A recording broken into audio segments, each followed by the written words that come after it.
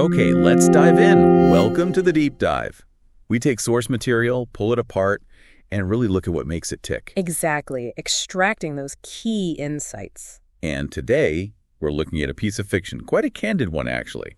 It explores a character's relationships, his internal world. It's quite personal in its perspective. Our mission here is to sort of map out this narrative, look at how the characters are presented, how the dynamics work, the intentions, all through the lens the story gives us. Right, focusing on the narrative choices themselves, staying kind of high level on the analysis. So let's start with the narrative situation at the beginning. He's living with Lena, right?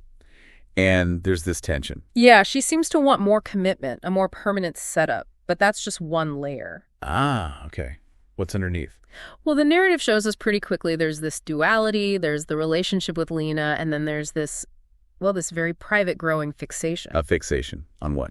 Specifically, the text describes it in relation to intimate encounters involving all four of the Bailey sisters. All four? Wow, okay. And it mentions he already has a history with two of them, the older ones, Lena and Nellie. Yeah. So there's this clear internal conflict set up right away. That definitely paints a picture, a complex internal world, like you said. So how does he see the other sisters? There's Rosa mentioned. Right, Rosa. She's described as more of a tomboy into football, less conventionally feminine in her presentation. And the narrator's take on her. Initially, he seems a bit unsure, maybe even questions her orientation internally.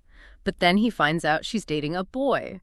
Ah, and that changes things for him. Well, the narrative suggests it makes intimacy seem like a possibility in his mind. It fits this pattern. What pattern is that? It really highlights how he seems to consistently evaluate all the Bailey women, even their mother, Gina, through this lens. The lens of potential conquest. Kind of, like he's slotting them into this ongoing progression as the text frames it. It feels quite calculated, this internal assessment. Okay, so let's shift to the family gathering. He's showing photos. Yeah, from a previous shoot.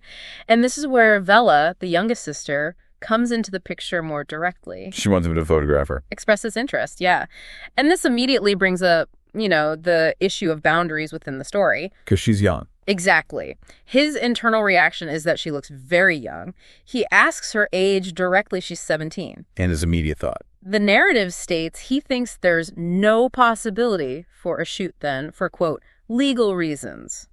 So initially, there's a clear line drawn internally. That line doesn't hold, does it? Because she mentions her birthday. Precisely. She points out her 18th is just over a week away.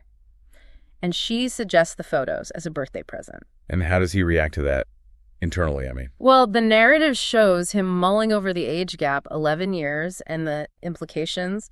But outwardly, he agrees. He agrees. He schedules it for the Friday after her birthday. So that's a really interesting shift from a definite no to a yes based on a date just a week away. It is, and the narrative is explicit about him questioning his own intentions, regarding intimacy after she turns 18. But he frames it differently. He does. He rationalizes it, thinking about creating great art, that classic justification, perhaps. Yeah. It's a fascinating look at how a character might rationalize their own choices. Right. Okay, so moving towards the actual photo shoot, he prepares the studio quite carefully, doesn't he? Meticulously.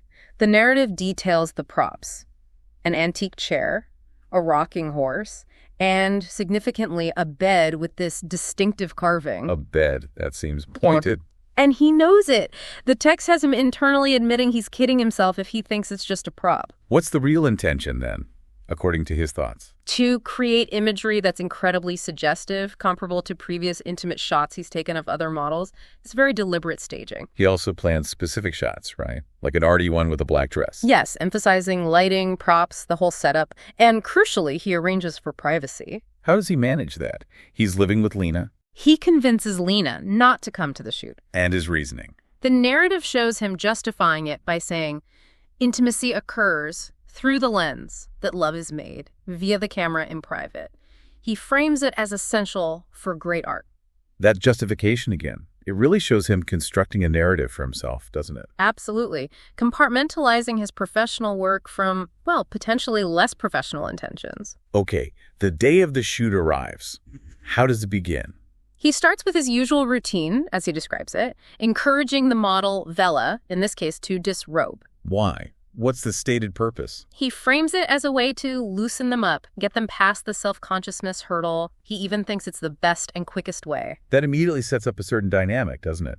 the photographer encouraging nudity. Very much so. And the narrative details his observations as she disrobes her physical appearance, her actions. He's interpreting her comfort level, capturing shots throughout. He's the active observer. But then, things take a turn. Vella speaks up. They do. As she's being posed, quite intimately, she directly asks him about the erotic nature of the poses. Really? What does she ask specifically? She asks how an audience might react, and even asks if he gets personal gratification from the images. Wow. That's direct. How does he handle that? He's caught off guard. The narrative says, nobody had ever asked me questions like these. So his reaction. It's described as guarded. He denies personal gratification, citing her age, which is interesting given she's now 18. Then he tries to shift focus back to the pose being sexy. That's a key moment. It highlights this clash, right? His internal narrative versus her very blunt external questioning. Exactly. It's a rupture in his carefully constructed perspective. The narrative also describes a point where he has to physically adjust her pose. Yes, leading to close physical contact. And the text explicitly describes his strong internal desire for immediate intimacy, a struggle to suppress it to get the artistic shot. So the shoot finishes. He tells her they're done. What happens next? Well, it's not quite over. Vella, unexpectedly, according to the narrative, asks for a birthday kiss. A birthday kiss. And does he? He does. The narrative describes her initiating it, first gently, then becoming more enthusiastic, reckless. And this escalates. It does, leading to more physical contact. The narrator describes his own escalating desire, feeling her body against his. And then, does it stop there? No.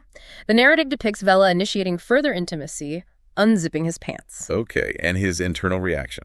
He thinks she's fully mine, feels he succumbs to his basest instincts. He then moves her to a chair. To continue the encounter. Yes. The narrative then goes into detail about the extended intimate session that follows while she's on the chair. Right, so it describes the acts themselves. It details various acts, yes, Right. focusing on his sensations, his effort to prolong it, incorporate different types of intimacy, eventually culminating. And his reflections during this. He reflects on the intimate nature of it all, and interestingly, on his perception of Vella's innocence, even amidst these acts. That theme of rationalization continues. How does the scene wrap up? Afterwards, they're relaxing, making coffee. Vella asks a single sort of suggestive question about the experience. And then Lena arrives. Yes, Lena walks in.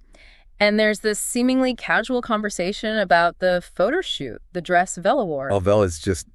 Sitting discreetly, sipping coffee. It creates this incredibly tense final image for that scene. So pulling back from the specific events, what does this narrative exploration really show us? Well, this deep dive gives us a really clear window into how a narrative can portray character motivation, right? The layers of relationships, the conflict between what's presented as art and what might be personal desire. It's all constructed through this very specific viewpoint, the narrator's lens. Exactly. And that prompts a bigger question, maybe for you listening.